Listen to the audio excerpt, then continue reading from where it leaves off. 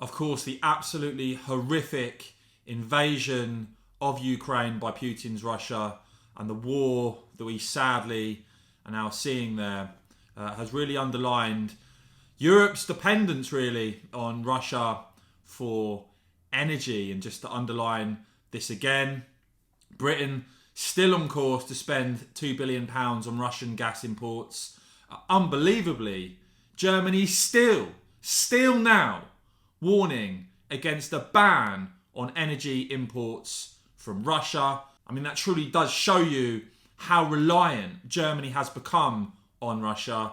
And even in Italy now, we've seen, as I've reported, Italy looking to reopen coal plants, with their PM saying the big concern is in the energy sector, around 45% of the gas they import comes from Russia, which is up from 27% 10 years ago. Of course, the solution that many are putting forward, including myself, at least partly the solution to some of this, is fracking. And when I've started to look at some of this recently, and in terms of why this hasn't really happened in the UK, one of the reasons is quite astonishing. Now, there is increasing scrutiny about cheap energy being killed by green lies and Russian propaganda. In America, you've now got calls to investigate Russia funding of anti-fossil fuel groups. You see US Senator Joe Manchin there saying we must ban Russian energy imports and stop allowing Vladimir Putin to use energy as a weapon.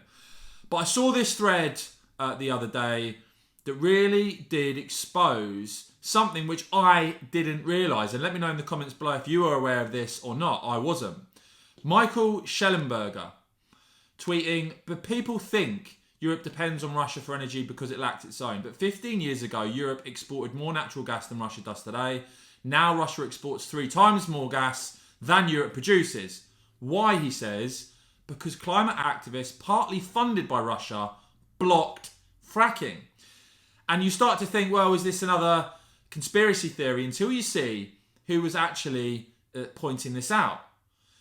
In 2014, it was the NATO Secretary General revealing that Russia was funding climate activists. And just to show you the craziness of the position we've now got ourselves in, Europe had enough natural gas to supply the EU for some 60 years. Much of this located in Eastern Europe, including Ukraine, Poland, Romania and Bulgaria. But France, UK, Netherlands and Germany also sitting on shale deposits.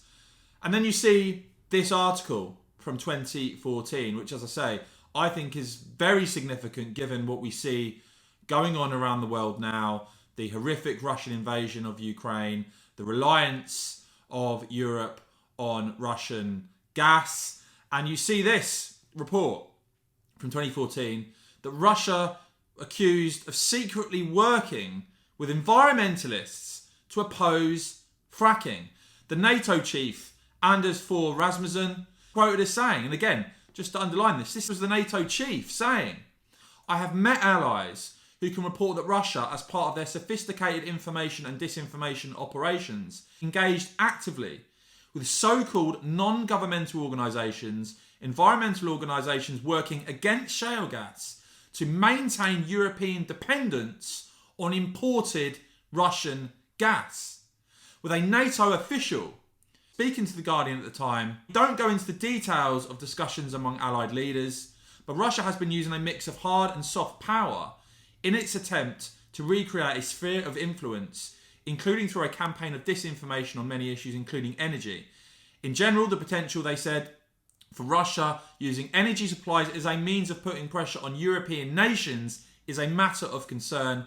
No country should use supply and pricing terms as a tools of coercion. And finally, as even The Guardian reported back in 2014, surveys in the UK found there is a potentially large supply of shale gas and oil, perhaps enough to fulfill gas needs for several decades. No shale gas has yet been produced in the UK. And so as you see this debate raging, you're now seeing many in the West say, can we really afford to go on without energy independence? Can we really afford to go on without fracking? Can we really afford to go on this reliance on Russia? As I said, I hadn't come across this story before, guys. Let me know if you had or not and what you make of all of this? And do you want to see the British government now push ahead and increase energy independence by fracking? Let me know in the comments below. As ever, I'll keep bringing you all the latest on this and more. And of course, as ever, guys, thanks for watching.